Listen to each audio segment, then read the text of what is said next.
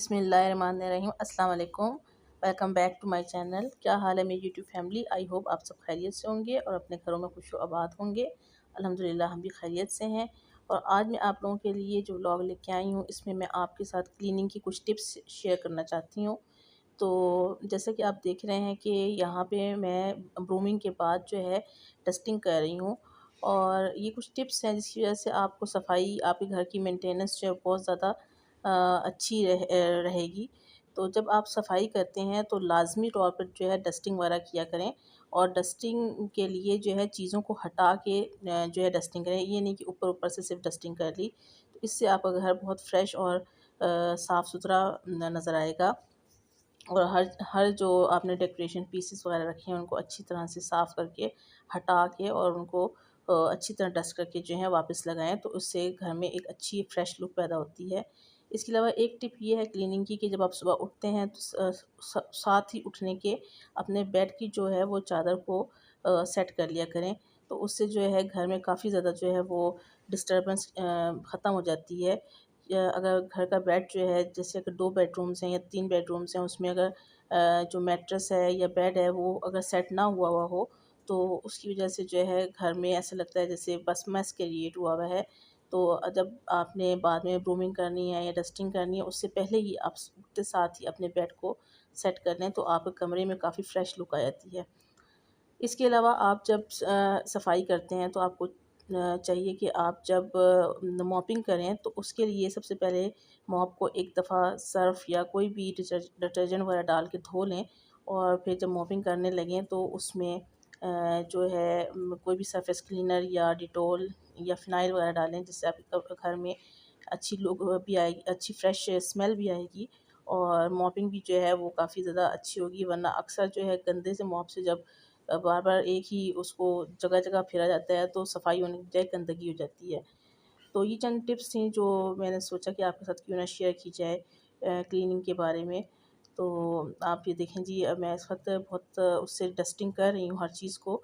और रोज़ाना की बुनियादों पे जो है, यानी सफाई जब करते हैं आप तो डस्टिंग करें, क्योंकि डस्ट जो है वो लाज़मी तौर पे सारा दिन में आ जाती है।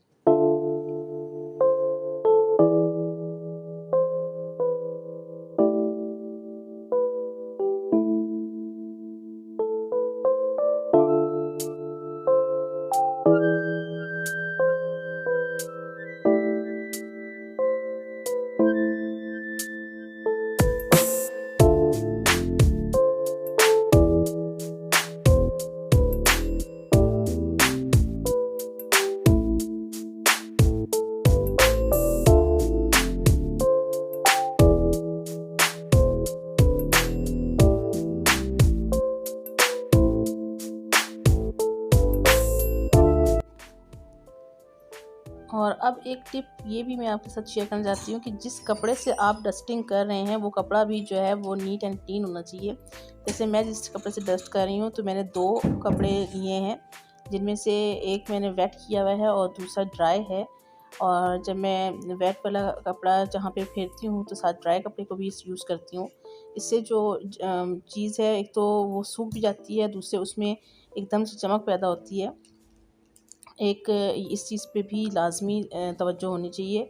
और ये है कि जो आप सिर्फ वाइट कपड़ा फेर के छोड़ देते हैं तो उससे जो है वो अजीब-सी एक स्मेल भी पैदा होती है और जगह जो है वो इतनी ज़्यादा नीट एंड क्लीन नहीं लगती। जी, तो अब इन सफाई के कामों के बाद हम आ चुके हैं लंच की तैयारी के लिए। तो यहाँ पे जो है मज़ेदार सा और सिंपल जो सभी घरों में रवायती सालन बनता है चिकन का, मैं वो बना रही हूँ लंच के लिए। इसी कोई हार्ड एंड फास्ट जो है वो कोई रेसिपी नहीं है। जिस तरह नॉर्मली सबके घरों में चिकन का सालन बनता है, ये वही सालन है। और यहाँ पे मैं आपको एक टिप देना चाहूँगी कि जब आप खाना बना रहे होते हैं तो सबसे ज़्यादा हमारी तवज्जो चूल्हे की तरफ नहीं होती। तो जब चूल्हे खाना बनाएँ तो चूल्हे पे जो ऑयल के निशान वगैरह आ जाते हैं, उसको साथ ही किसी कपड़े से या टिश्यू पेपर वगैरह से जो है उसे रिमूव कर लें। तो इस तरह से हमारा जो स्टोव है वो भी बहुत नीट एंड क्लीन रहेगा। और कोशिश ये करनी चाहिए कि रात के टाइम जब सब काम ख़त्म हो चुके हों तो एक दफ़ा किचन की शेल्फ़ें वगैरह अच्छी तरह से साफ़ करके और उन्हें नीट एंड क्लीन करके समेट के सोया जाए, ताकि नेक्स्ट मॉर्निंग आपको जो किचन है वो बहुत ही नीट एंड क्लीन और चमकता हुआ मिले। तो इससे जो है एक तो ज़हनी तौर पर रिलैक्सेशन भी मिलती है और घर में एक नीटनेस का एहसास भी रहता है।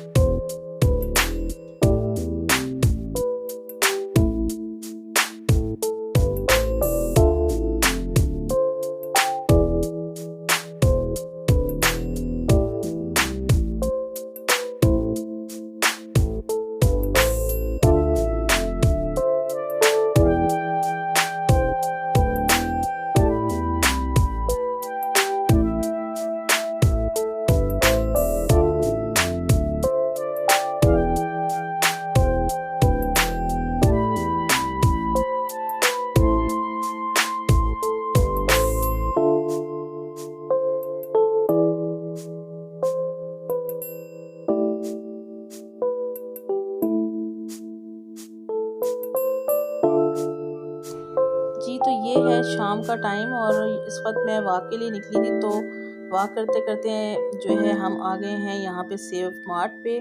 और मुझे हाउस होल्ड की और हाउस डेकोरेशन की चीज़ें बहुत पसंद आती हैं देखने में, तो सोचा क्यों ना कुछ विंडो शॉपिंग कर ली जाए, लेकिन ना करते भी कुछ ना कुछ जो लेडीज़ हैं वो ख़रीद ही लेती हैं। तो यहाँ आप देखें कितने ज़बरदस्त किस्म के लैंप्स और डेकोरेशन पीसेस वगैरह रखे हैं, तो मैं उनको देख रही हूँ और इनकी प्राइसेस वगैरह चेक कर रही हूँ। तो जब कुछ समझ आएगा तो इंशाल्लाह ले भी लूँगी। तो यहाँ पे मुझे ये लैंप्स बहुत क्यूट लग रहे थे, लेकिन फ़िलहाल मैंने ये लैंप्स नहीं लिए और मैंने कुछ प्लेटें वगैरह और अपने जो कंटेनर्स हैं वो किचन के लिए चाहिए थे मुझे, मैंने वो लिए हैं। तो इंशाल्लाह आप लोगों के साथ वो भी शेयर करूँगी।